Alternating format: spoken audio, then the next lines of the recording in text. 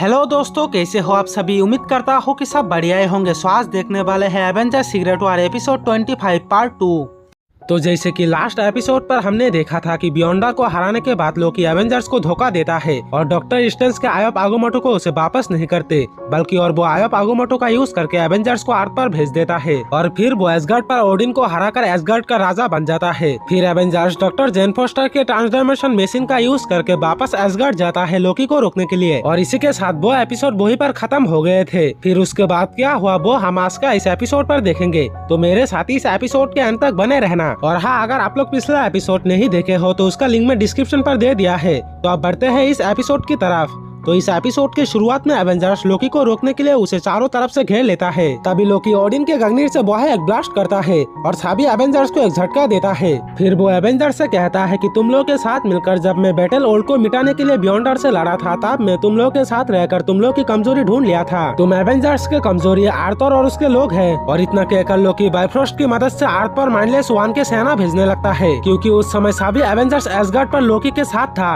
और अर्थ के सुरक्षा के लिए अर्थ पर कोई नहीं था। और इसी मौके का फायदा आप लोकी उठाने लगता है।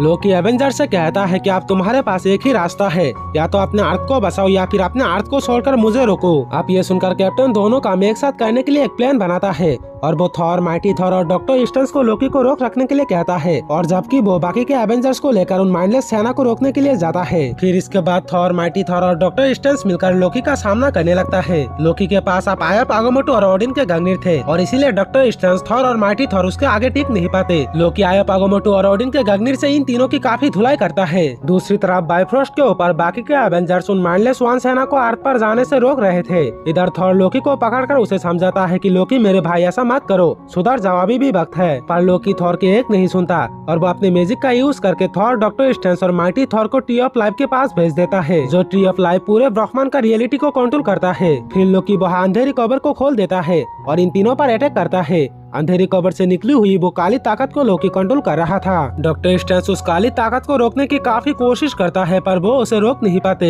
ये देखकर लोकी कहता है कि इस काली ताकत को सिर्फ मैं और एसगार्डियन मैजिक ही रोक सकते हैं। और देखते ही देखते वो काली ताकत डॉक्टर स्ट्रेंज के मैजिक को तोड़कर ट्री ऑफ लाइफ से चिपक जाता है। वो काली ताकत ट्री ऑफ लाइफ को खा रहा था, और अगर ऐसा हुआ वो काली ताकत ट्री ऑफ लाइफ को पूरी तरह से खा गया तो पूरे ब्रह्मांड ही खत्म हो जाएगा। माइटी थॉर और डॉक्टर स्ट्रेंज उस काली ताकत को ट्री ऑफ लाइफ से हटाने की काफी कोशिश करता है, पर वो लोग उस काली ताकत को ट्री ऑफ लाइफ से हटा नहीं पाते। दूसरी तरफ बाकी के एवेंजर्स भी अपन माइंडलेस वन सेना को रोकते रोकते थक चुका था, क्योंकि उन माइंडलेस वन सेना की संख्या काफी मात्रा में थे। अब ये देखकर एंटमैन के दिमाग में एक आइडिया आता है और वो बीम पार्टिकल का यूज करके हल्क को जायंट हल्क बना देता है, जिससे हल्क और भी बेहतरीन से उन माइंडलेस वन सेना को रोक पाते हैं। लेकिन तभी धरती पर अंधेरा छाने लगता है, और ऐसा इसीलिए क्योंकि वो काली ताकत ट्री ऑफ लाइफ को पूरी तरह से खा रहा था। थॉर, डॉक्टर स्ट्रेंज और माइटी थॉर की मदद लेकर उस काली ताकत को रोकने में लग जाते हैं, पर लोकी उनके बीच में आ जाता है। वो इन तीनों को उस काली ताकत को ट्री ऑफ लाइफ से हटाने नहीं देते। ये देखकर डॉक्टर स्ट्रेंज थॉर से कहता है कि अब ब्रह्मांड को सिर्फ लोकी ही बचा सकता है।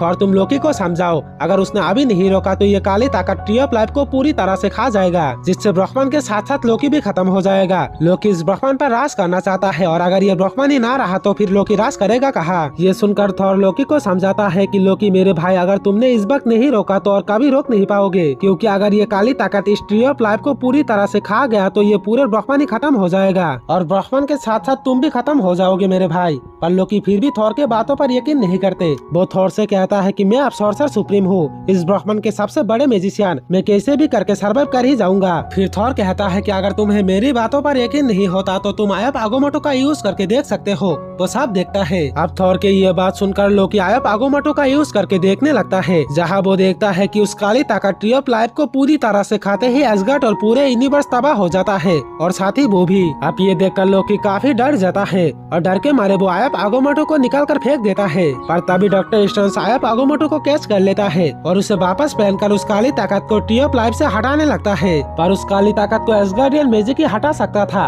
और इसीलिए डॉक्टर स्ट्रेंज थॉर को अपने मैजिक उस काली ताकत पर यूज करने के लिए कहता है। फिर ये सुनकर थॉर और माइटी थॉर मिलकर एक ताकतवर थंडर अटैक उस काली ताकत पर करता है, जिससे वो काली ताकत टुकड़े टुकड़े हो जाता है, और उसके टुकड़े लोकी के ऊपर गिर जाते हैं, जिससे वो काली ताकत लोकी को पकड़ लेता है और उसे खाने लगता है। लोकी बचने के लिए थॉर से मदद मांगता है, पर थॉर इस बार लोकी की मदद नहीं करते और देखते ही देखते वो काली ताकत लोकी को खा जाता है। लेकिन अब ट्री ऑफ लाइफ बच चुका था, जिसकी वजह से ब्रह्मन भी अपसेट हो चुका था। फिर आगे हम सभी एवेंजर्स को एसगर्ड पर देखते हैं, जहां एसगर्ड का राजा ऑलफादर ओडिन डॉक्टर जेन फोस्टर को उसके वफादारी काम के लिए उसे थॉर के मिलोनीर जैसे ही एक वेपन ठंडा स्टिक गिफ्ट करता है और कहता है आज से तुम हो दी माइटी थॉर। और इसी के साथ ये एपिसोड भी यहीं पर खत्म हो जाता है।